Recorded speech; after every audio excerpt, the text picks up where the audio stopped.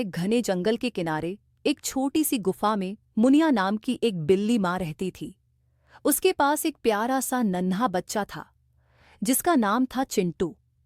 मुनिया अपने चिंटू को बहुत प्यार करती थी और उसे हमेशा सुरक्षित रखने की कोशिश करती थी।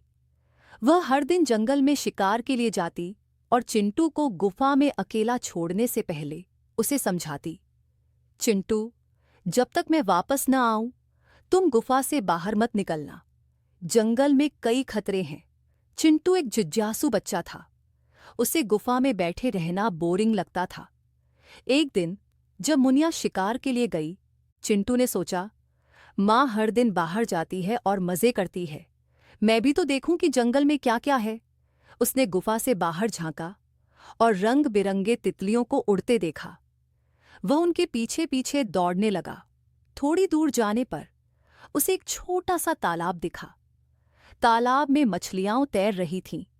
चिंटू ने सोचा, वाह, अगर मैं एक मछली पकड़ लूं तो माँ बहुत खुश होगी।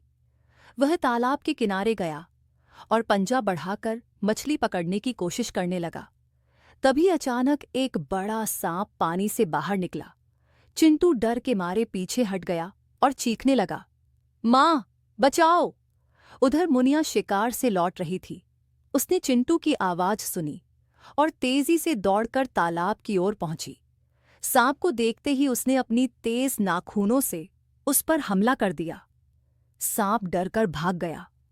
मुनिया ने चिंटू को गले लगाया और गुस्से में कहा, मैंने तुझे गुफा में रहने को क्यों कहा था?